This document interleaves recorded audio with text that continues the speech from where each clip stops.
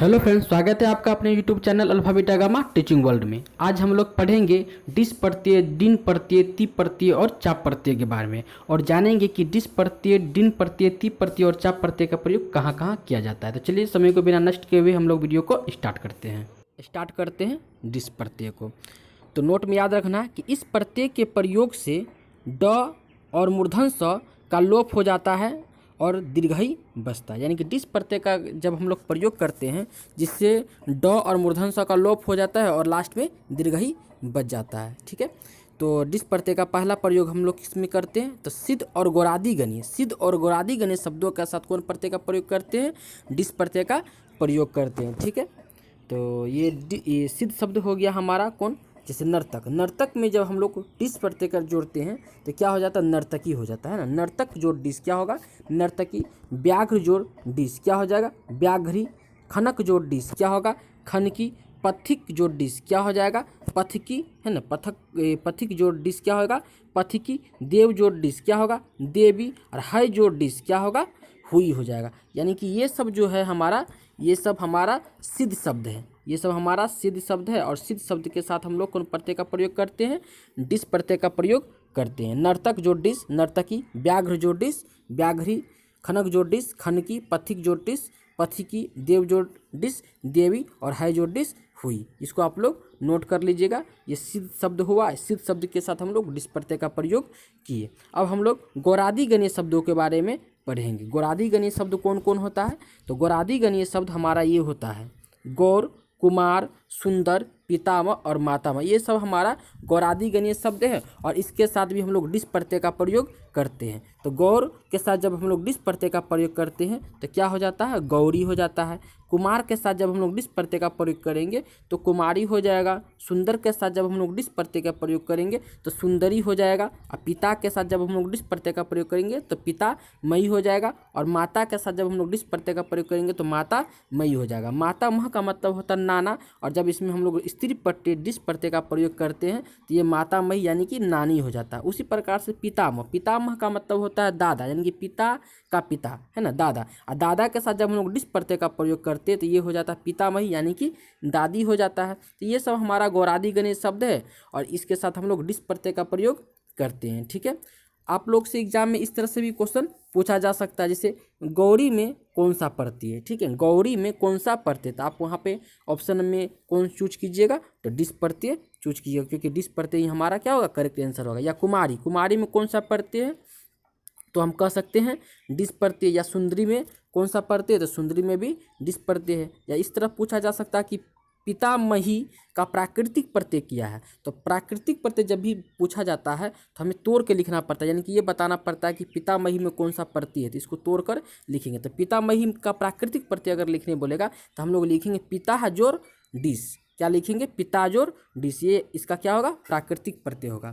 आप लोग से सवाल ये भी पूछा जा सकता है, जैसे मातामही में कौन सा स्त्री प्रत्यय, इस तरह से भी पूछ देगा। मातामही कौन सा स्त्री प्रत्यय है? तो हम कह सकते हैं मातामही में डिस स्त्री प्रत्यय है। डिस, क्योंकि डिस जो है एक स्त्री प्रत्यय होता है और इसका यूज क्या होता है कि पुल्लिंग शब्दों को स्त्रीलिंग बनाना। पुल्लिंग शब्दों को क्या बनाना? स्त्रीलिंग बनाना। इसीलिए मातामह हमारा नाना पुल्लिंग है, इसमें जब डिस प्रत्यय का प्रयोग कर देते हैं तो मातामही यानी कि नानी हो जाते हैं, स्त्रीलिंग बनाना। ठीक है, चलिए आगे की ओर हम लोग बढ़ते हैं। ये डिस प्रत्यय का पहला प्रयोग हम लोग देख लिए। अब हम लोग डिस प्रत्यय का दूसरा प्रयोग को पढ़ते हैं। तो डिस प्रत्यय का दूसरा प्रयोग किसमें होता है? तो ये सब शब्दों के साथ डिस प्रत्यय का प्रयोग किया जाता है। तो ये सब क्या है? इसको याद करना है, मंत्र की तरह इसको याद रखना है ना, कि इंद्र, वरुण, भव, सर्व, रुद्र, मिड, हिमारण्य, यव, यवन, मातुलाचार्य, नामानुकम। किस तरह इसको पढ़ेंगे? इंद्र, वरुण, भव, सर्व, रुद्र, मिड, हिमारण्य, यव, यवन, मातुलाचार्य, नामानुकम।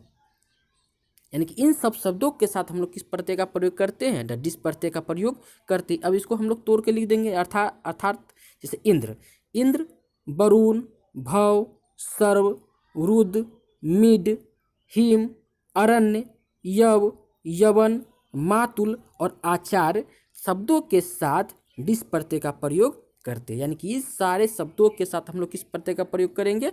डिस प्रत्यय का प्रयोग करते हैं, ठीक है। जैसे यहाँ पे एग्जाम्पल में हम लोग देखिएगा कि इंद्र, इंद्र जोर आनुक जोर डिस, क्या हो गया इंद्राणी, यानी कि इंद्राणी में कौन सा प्रत्यय है तो डिस प्रत्यय है। और एक चीज़ नोट में आप लोग ये भी लिख लीजिएगा कि डिस प्रत्यय का प्रयोग जो हम लोग करते हैं तो डिस प्रत्यय का प्रयोग करने से पहले आगे में हम लोग आनुक जोड़ते हैं, ठीक है। यानी कि इन सब शब्दों के साथ, इन सारे शब्दों के साथ जब हम लोग डिस प्रत्यय का प्रयोग करेंगे तो डिस प्रत्यय के आगे क्या जोड़ते हैं हम लोग आनुक जोड़ते हैं। इसलिए इंद्र जोर आनुक जोर डिस क्या हो जाएगा इंद्राणी। वरुण जोर आनुक जोर डिस, वरुण जोर आनुक जोर डिस क्या होगा बारूनी या बरु नानी हो जाएगा, बारूनी या बरु नानी। उसी प्रकार से भव जोर आनुक जोर डिस क्या होगा भवानी, क्या हो जाएगा भवानी, ठीक है। आगे हम लोग और देखते हैं इसमें, ये जैसे है यहाँ पे हिम, तो हिम के साथ हिम डिस प्रत्यय जोड़ेंगे तो क्या होगा हिमानी, तो हिम जोर आनुक जोर डिस क्या होगा हिमानी। सर्व जोर आनुक जोर डिस क्या होगा सर्वानी। रुद्र जोर आनुक जोर डिस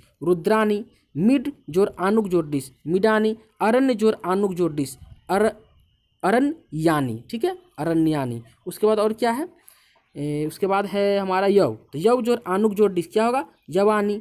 यवन जोर आनुक जोर डिस यव नानी, है ना। मातुल मतलब मामा होता है, तो मातुल जोर आनुक जोर डिस, यानी कि मातुल के साथ जब हम लोग डिस प्रत्यय प्रयोग करेंगे तो मातु लानी। आचार्य जोर आनुक जोर डिस क्या होगा आचार्यानी। आचार्य मतलब होता है शिक्षक होते हैं आचार्य, और जब उसके साथ हम लोग डिस प्रत्यय का प्रयोग करेंगे तो आचार्य यानी ये स्त्रीलिंग बन जाता है। यानी कि ये सब पुल्लिंग शब्दों के साथ डिस प्रत्यय का प्रयोग करते हैं, यानी कि पुल्लिंग शब्दों को स्त्रीलिंग बनाने में हम लोग डिस प्रत्यय का प्रयोग करते हैं। ये स्त्री प्रत्यय का ही एक भेद है, एक रूप है। अगर आप लोगों से एग्जाम में इस तरह से भी क्वेश्चन पूछा जा सकता है, इसमें जैसे पूछेगा अरण्यानी में कौन सा स्त्री प्रत्यय है, तो हम बोल सकते हैं अरण्यानी में हम डिस स्त्री प्रत्यय है ना। कौन स्त्री प्रत्यय है तो डिस स्त्री प्रत्यय। यानी कि ये सारे शब्द जो अभी हम बताए इंद्र वरुण भव सर्व रूड मिड हिम अरण्य यव यवन मातुलाचार्य नामानुकम, ये सारे शब्दों के साथ हम लोग कौन प्रत्यय का प्रयोग करेंगे डिस प्रत्यय का प्रयोग करते हैं। और तो चलिए हम लोग अब पढ़ते हैं डिन प्रत्यय के बारे में।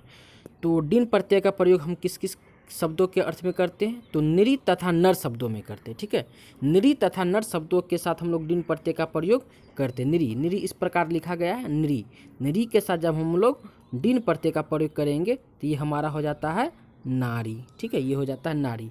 और नर शब्दों के साथ हम लोग जब डिन प्रत्यय का प्रयोग करेंगे नर, है ना, न और रो हलंत, तो नर शब्दों के साथ जब हम लोग डिन प्रत्यय का प्रयोग करेंगे तब पर भी ये क्या हो जाएगा नारी हो जाएगा, ठीक है, नारी हो जाएगा। तो वही यहाँ पे हमने लिखा है निरीजोर क्या निरीजोर डिन क्या हो गया नारी, और नरजोर डिन नारी। एग्जाम में आप लोगों से पूछा जा सकता है कि नारी में कौन सा स्त्री प्रत्यय है या कौन सा प्रत्यय, तो हम बोल सकते हैं कि नारी में डिन स्त्री प्रत्यय है। या इस तरह से पूछा जा सकता है कि नारी का प्राकृतिक प्रत्यय क्या है, नारी का प्राकृतिक प्रत्यय क्या है, तो हम क्या लिख सकते हैं वहाँ पे निरीजोर डिन लिख सकते हैं या नरजोर डिन लिख सकते हैं। इन दोनों में से कोई भी हो सकता है, क्योंकि निरी के साथ भी डिन जोड़ते तो नारी होता है, नर के साथ डिन जोड़ते तो नारी हो सकता है। इसलिए नारी का प्राकृतिक प्रत्यय निरीजोर डिन भी हो सकता है और नरजोर डिन भी हो सकता है, ठीक है। तो उम्मीद करते हैं कि डिन प्रत्यय अगर आएगा तो आप लोग कभी ना छोड़िएगा, ठीक है। चलिए अगला प्रत्यय को बढ़ते हैं। अगला प्रत्यय हमारा है ती प्रत्यय। तो ती प्रत्यय का प्रयोग हम लोग युवन शब्दों के साथ करते हैं। किसके साथ करते हैं युवन, युवन शब्दों के साथ ती प्रत्यय का प्रयोग करते तो युवन जो ती क्या हो जाता है युवती हो जाता है। हर्षई या दीर्घई दोनों में से कोई भी लिख सकते हैं, ठीक है। तो एग्जाम में अगर पूछा जाएगा युवती में कौन सा प्रत्यय तो बोल सकते हैं आसानी से कि ती प्रत्यय या युवन जोड़ ती से क्या बनेगा, तो युवन जोड़ ती से हमारा युवती बनता है, ठीक है। चलिए नेक्स्ट क्वेश्चन, नेक्स्ट प्रत्यय में हम लोग आते हैं। तो हमारा अगला प्रत्यय है चाप प्रत्यय। अगला प्रत्यय क्या है चाप प्रत्यय। तो सूर्य शब्दों के साथ हम लोग चाप प्रत्यय का प्रयोग करते हैं। किसके साथ हम लोग चाप प्रत्यय का प्रयोग करते हैं सूर्य शब्दों के साथ, ठीक है। तो सूर्य शब्द के साथ अगर हम चाप प्रत्यय जोड़ते हैं तो सूर्या हो जाता है। एग्जाम में आप लोगों से पूछा जाता है सूर्या में कौन सा प्रत्यय है, तो आसानी से आप बता सकते हैं सूर्या में चाप प्रत्यय है। या सूर्या का प्राकृतिक प्रत्यय क्या है तो सूर्य जोड़ चाप सूर्या का प्राकृतिक प्रत्यय है, ठीक है। चलिए आज का क्लास इतना ही। कल हम लोग पढ़ेंगे डिप प्रत्यय के बारे में और जानेंगे कि डिप प्रत्यय का प्रयोग कहाँ कहाँ किया जाता है। और ये वीडियो आप लोगों को अच्छा लगा हो तो लाइक सब्सक्राइब और शेयर करना बिल्कुल ना भूलें, बगल में लगे बेल आइकन को दबाना बिल्कुल ना भूलें, ताकि इस प्रकार का वीडियो का नोटिफिकेशन आपके पास जल्द पहुँच सके। धन्यवाद।